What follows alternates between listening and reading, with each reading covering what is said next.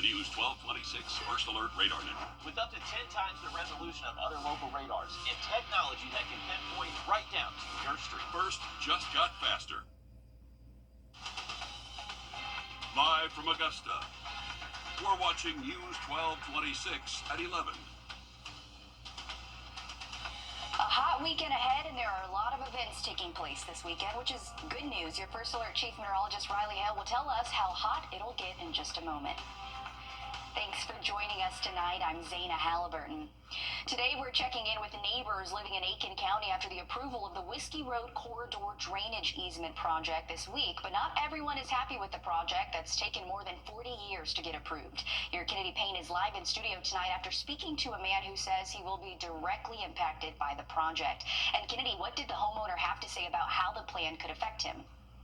Well, he says it's an experience he's very familiar with. For some in the area, water isn't just a problem to be solved. It's a memory that repeats. And when the rain falls on Whiskey Road, the water will always find its way. But the only question is whose door it knocks on next. It's a multi-step project to untangle Whiskey Road's drainage issue. The first step is building a retention pond behind Hobby Lobby. We will then do a drainage line running from a fall that will then hit Powder House Road. We'll then pipe that under Powder House Road into a pond. So we'll basically have two routes for the water to go. But what looks like progress for some feels like a ticking clock for others. Whether an 18-inch conduit there on Powder House Road from the Powder House connector, or the proposed retention pond on Whiskey dumping into this pond dumps into my property. And then I subsequently flood all the residents and neighbors below me. Brent Fowler says the runoff always finds him. So right now the pond is very low. We've had relatively little rain in this area of Aiken. However, what you see here is very much different than what we saw on May 12th.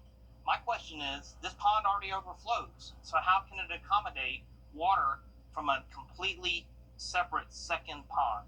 And with parts of the land owned by the city and other parts by the county, Fowler says getting answers hasn't been easy. Who's looking over the big picture and not pointing lines between city and county?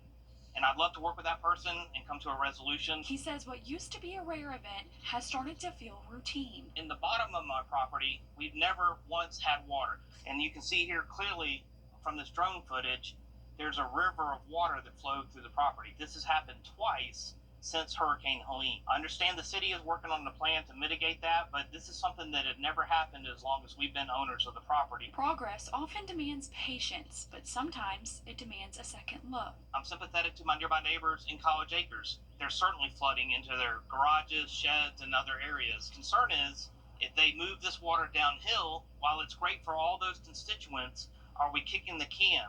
Are we solving the problem? Or are we shifting the problem? Especially from those who live not just at the start of the problem, but at its end. And the county says work could begin within a year, pending permits and final checks. Meanwhile, neighbors downstream are bracing for a future that could bring more water than answers.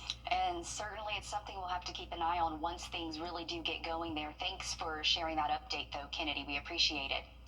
I want to give you a live look now downtown Augusta as we check in with your First Alert Chief Meteorologist Riley Hale. And Riley, the longest day of the year is nearly over, and it's already been a hot couple of weeks when you think about it. It has been.